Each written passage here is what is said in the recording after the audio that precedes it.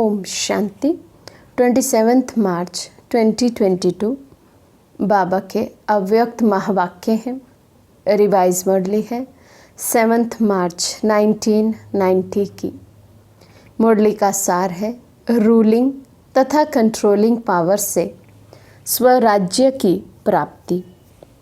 आज बच्चों के स्नेही बाप दादा हर एक बच्चे को विशेष 2 बातों में चेक कर रहे थे। स्नेह का प्रत्यक्ष स्वरूप बच्चों को संपन्न और संपूर्ण बनाना है। हर एक में रूलिंग पावर और कंट्रोलिंग पावर कहाँ तक आई है, आज ये देख रहे थे। तो हम आत्माएं कितना अपनी कर्म इंद्रियों पर रूलिंग और कंट्रोलिंग पावर यूज़ करते हैं, कितना ये 2 शक्तियाँ हमारे अंदर में हैं, बाबा इसका स्टॉक आज चेक कर रहे हैं। जैसे शरीर की स्थूल कर्म इंद्रियाँ आत्मा के कंट्रोल से चलती हैं, जब चाहें, जैसे चाहें और जहाँ चाहें वैसे चला सकते हैं और चलाते रहते हैं। कंट्रोलिंग पावर भी है, जैसे हाथ पाँव स्थूल शक्तियाँ हैं, ऐसे मन बुद्धि संस्कार आत्मा की सूक्ष्म शक्तियाँ हैं। सूक्ष्म शक्तियों के ऊपर कंट्रोल करने की पावर, अर्थात मन बुद्धि को संस्कारों को जब चाहे, जहाँ चाहे, जैसे चाहे, जितना समय चाहे, ऐसे कंट्रोलिंग पावर रूलिंग पावर आई है। तो बाबा कहते कर्म इंद्रियों को तो फिर भी हम कंट्रोल कर लेते हैं, उन पर तो फिर भी रूल कर लेते हैं, लेकिन क्या मन बुद्धि और संस्कार पर रूलिंग पावर और कंट्रोलिंग पावर आई है? क्योंकि इस ब्राह्मण जीवन में मास्टर ऑलमाइटी अथॉरिटी बनते हो। इस समय की प्राप्ति सारा कल्प राज्य रूप और पुजारी के रूप में चलती रहती है। जितना ही आधा कल्प विश्व की राज्य सत्ता प्राप्त करते हो, उस अनुसार ही जितना शक्तिशाली राज्य पद व पूज्य पद मिलता है, उतना ही भक्ति मार्ग में भी श्रेष्ठ पुजारी बनते हैं।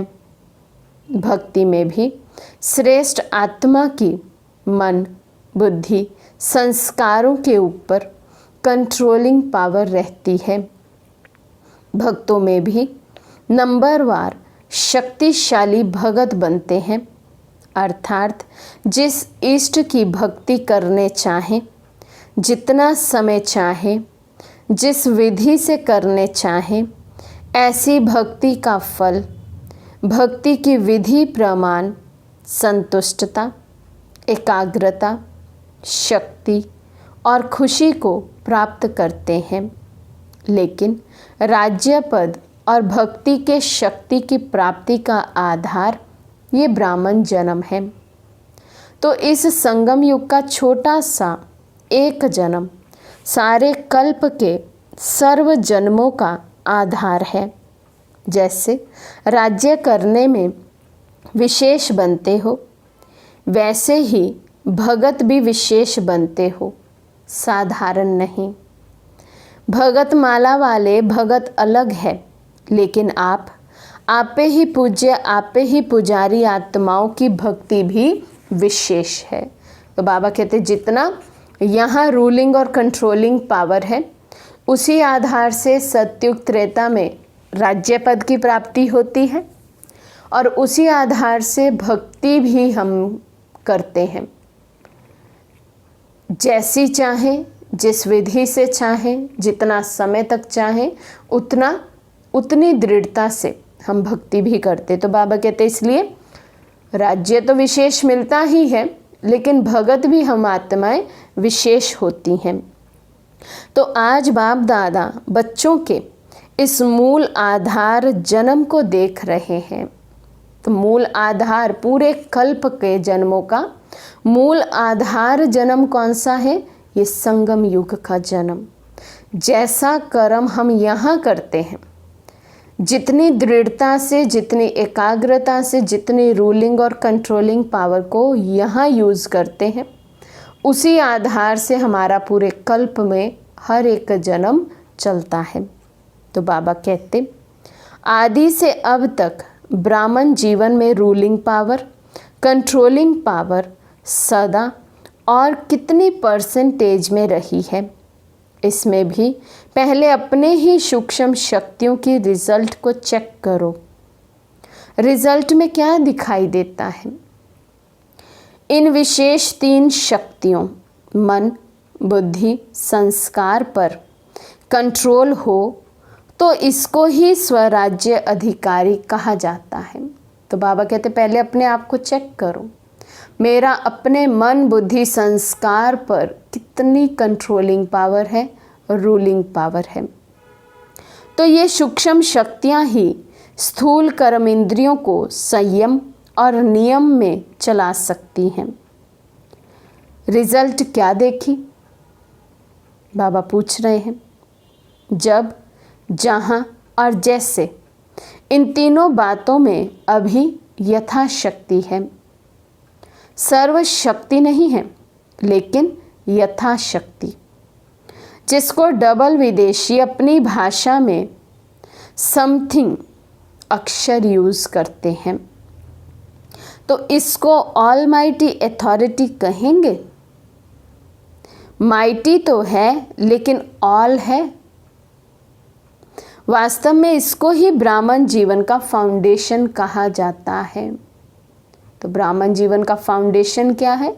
जो जितना स्वराज्य अधिकारी, जितना स्वयं की सूक्ष्म कर्मेंद्रियों पर, स्थूल कर्मेंद्रियों पर कंट्रोल, रूल, उतना ही वो श्रेष्ठ ब्राह्मण।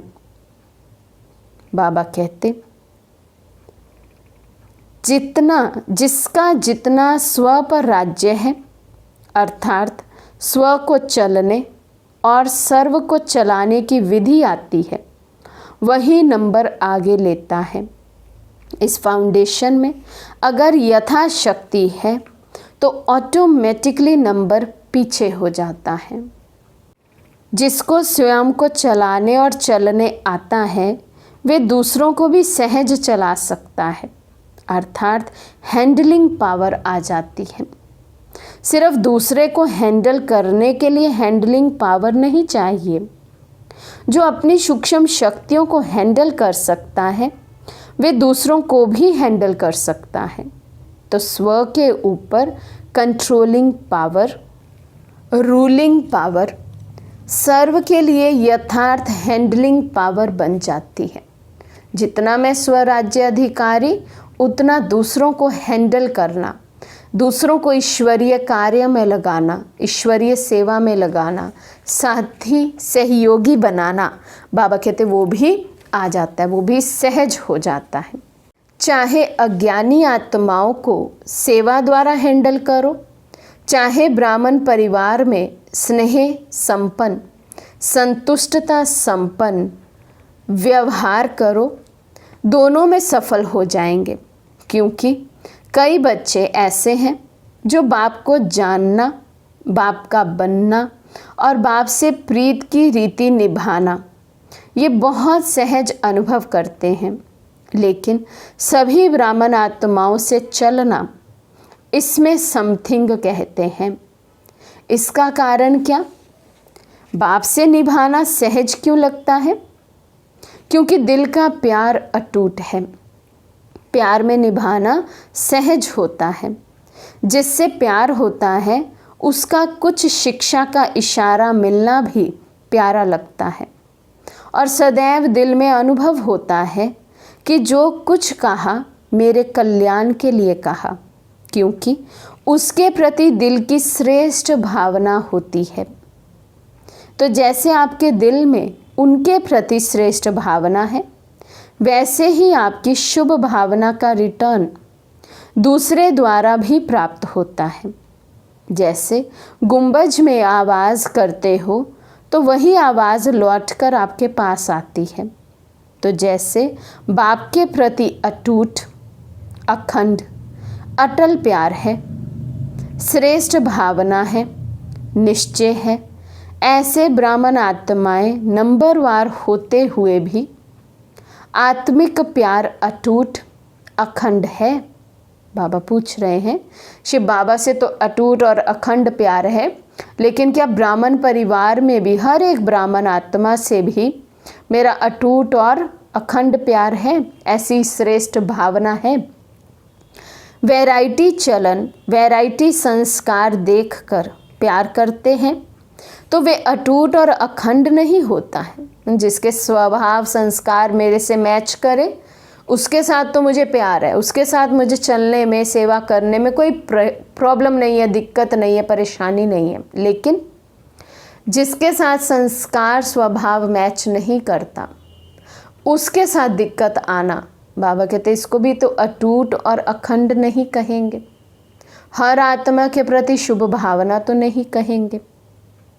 किसी भी आत्मा के अपने प्रति व दूसरों के प्रति चलन अर्थात चरित्र व संस्कार दिल पसंद नहीं होंगे तो प्यार की परसेंटेज कम हो जाती है। लेकिन आत्मा का श्रेष्ठ आत्मा के भाव से आत्मिक प्यार, उसमें परसेंटेज नहीं होती है।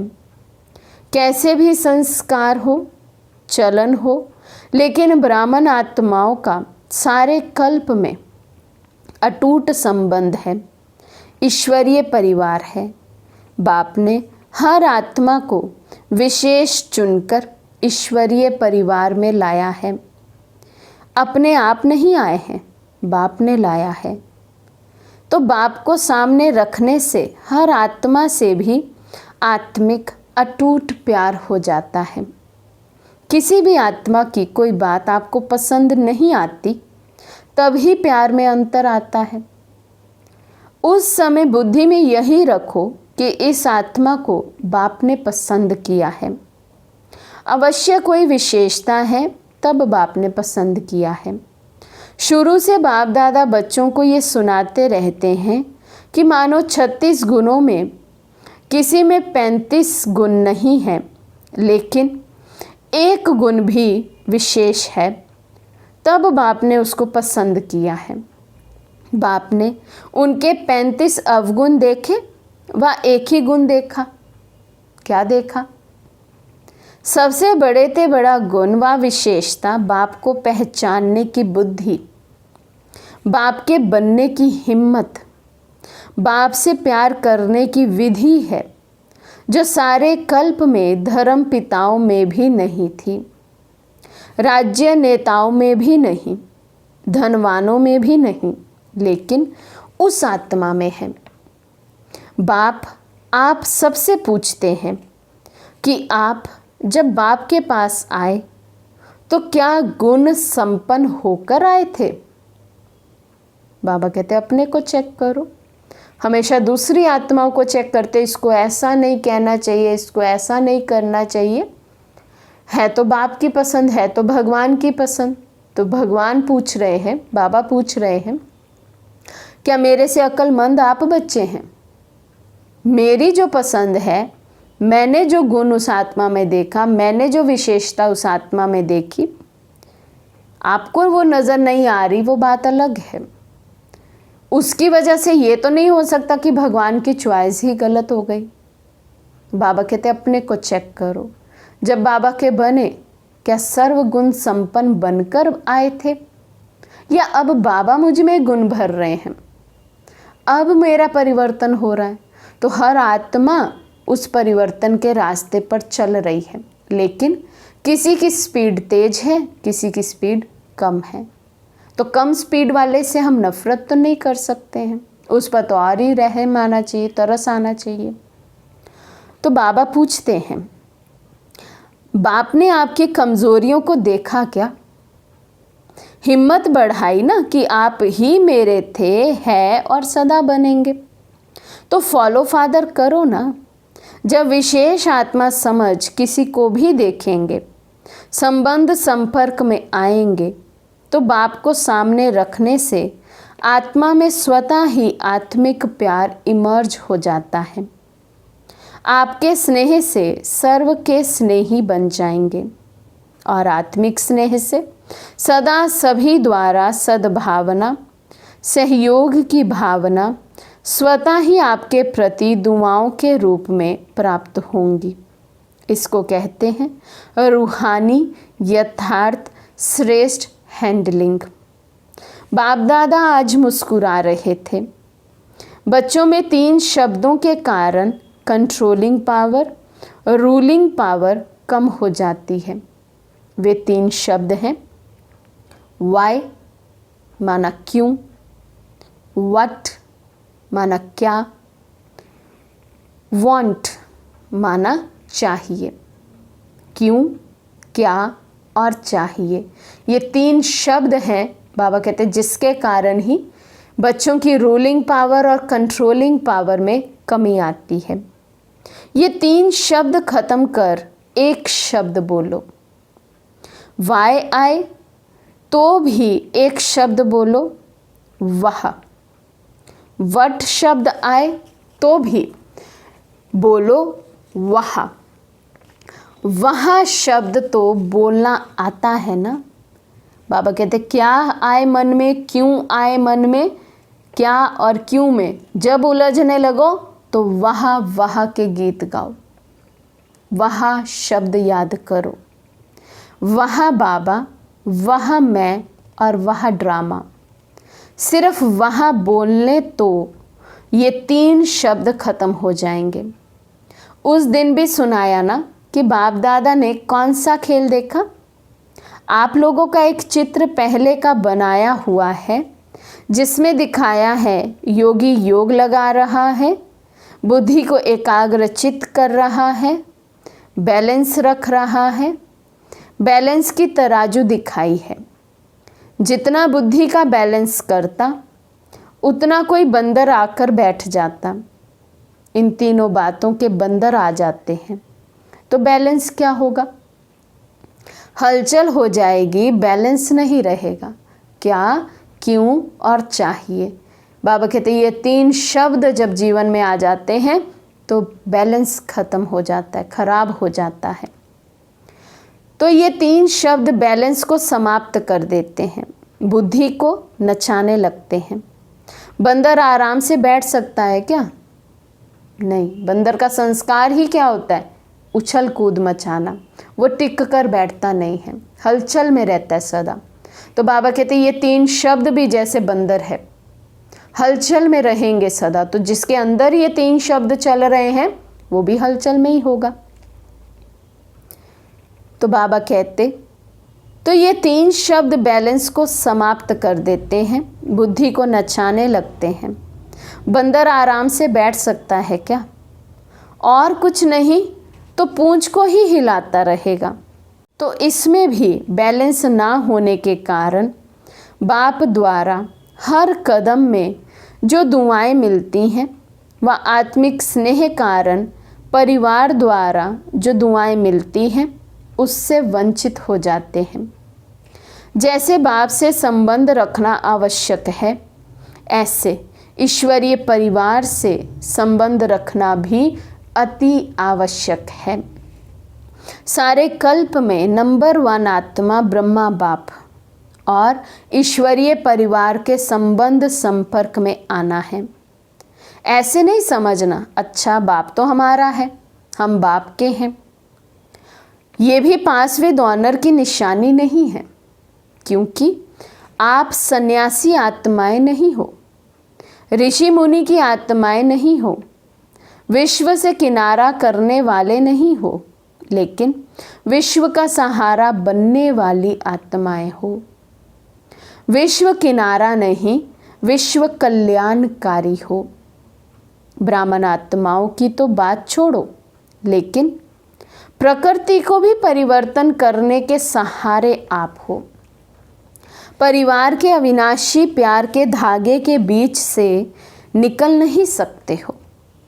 विजयी रतन प्यार के धागे के बीच से निकल नहीं सकते। इसलिए कभी भी किसी भी बात में, किसी स्थान में, किसी सेवा से, किसी साथी से किनारा करके अपनी अवस्था को अच्छा बनाकर दिखाऊं ये संकल्प नहीं करना। बाबा कहते पास नहीं होंगे। भले हमें लगेगा कि हाँ हमारी अवस्था बहुत अच्छी है, देखो हमने उस आत्मा से किनारा किया, अब हम ठीक हैं, अब हमारा मन शांत है, अब हम योग लगा सकते हैं। बाबा की नज़रों में वो बच्चा फेल है। बाबा कहते सबको साथ लेकर चलना और चलाना, ये हैंडलिंग पावर जिसमें आ गई वो पास विद ऑनर है। कहते हैं ना, हम इसके साथ नहीं चल सकते, उसके साथ चलेंगे। इस स्थान पर उन्नति नहीं होगी, दूसरे स्थान पर होगी। इस सेवा में विघ्न है, दूसरी सेवा में अच्छा होगा। ये सब किनारा करने की बातें हैं। अगर एक बार ये आदत अपने में डाली तो ये आदत आपको कहाँ भी टिकने नहीं देगी, बुद्धि को एकाग्र रहने नहीं देगी, क्योंकि बुद्धि को बदलने की आदत पड़ गई। ये भी कमज़ोरी गिनी जाएगी, उन्नति नहीं गिनी जाएगी। सदैव अपने में शुभ उम्मीदें रखो, ना उम्मीद नहीं बनो। जैसे बाप ने हर बच्चे में शुभ उम्मीदें रखी ना, कैसे भी हैं बाप लास्ट नंबर से भी कभी दिल शिकस्त नहीं बने, सदा ही उम्मीद रखी। तो आप भी ना अपने से, ना दूसरे से, ना सेवा से, ना उम्मीद, दिल शिकस्त नहीं बनो। दिल शाह बनो। शाह माना फ्राक दिल, सदा बड़ी दिल। कोई भी कमज़ोर संस्कार नहीं धारण कर लो। माया भिन्न भिन्न रूप से कमज़ोर बनाने का प्रयास करती है, लेकिन आप माया के भी नॉलेजफुल हो ना, कि अधूरी नॉलेज है। ये भी याद रखो कि माया नए नए रूप से आती है, पुराने रूप में नहीं, क्योंकि वे भी जानती है कि ये पहचान लेंगे। बात वही होती है, लेकिन रूप नया धारण कर लेती है। समझा? अच्छा, टीचर्स माया के नॉलेजफुल हो, सिर्फ नॉलेज नहीं लेकिन नॉलेजफुल हो। बाप को पहचान लिया, सिर्फ ये नहीं सोचो माया को भी पहचानना है। अभी बंधन में बंध गई हो, वह कठिन लगता है। मीठा बंधन लगता है या थोड़ा मुश्किल बंधन लगता? सोचते हो यहाँ तो बहुत मरना पड़ेगा, बाप के बन गए, अब फिर ये करना है, ये करना है, कहाँ तक करेंगे? अगर ये पता होता तो आते ही नहीं, ऐसा सोच चलता है। जहाँ प्यार है वहाँ कोई मुश्किल नहीं। पतंगा भी क्षमा पर कुर्बान हो जाता है।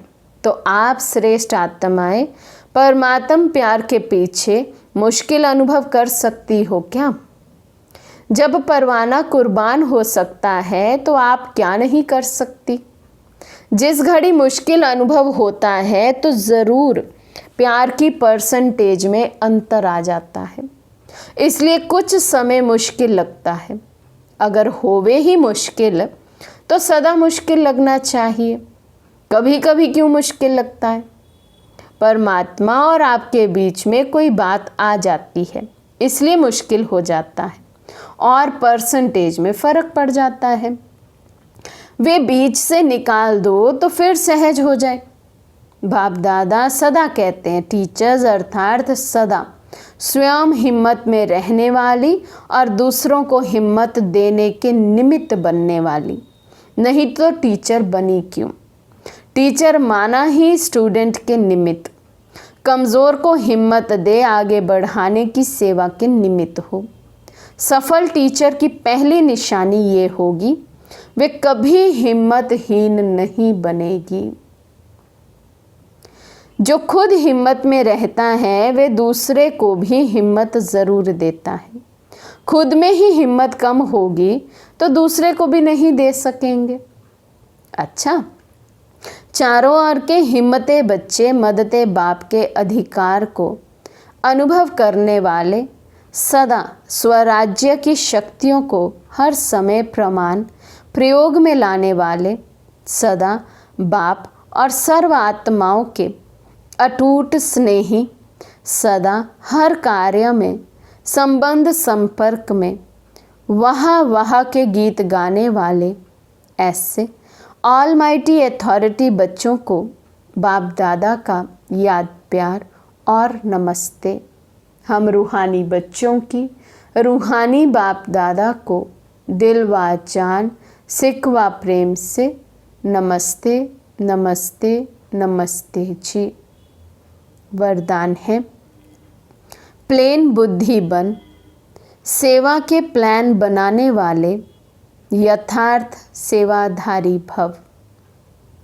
यथार्थ सेवाधारी उन्हें कहा जाता है जो स्व की और सर्व की सेवा साथ साथ करते हैं।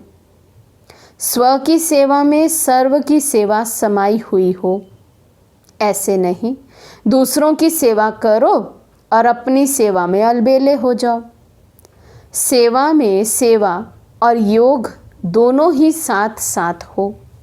इसके लिए प्लेन बुद्धि बनकर सेवा के प्लान बनाओ।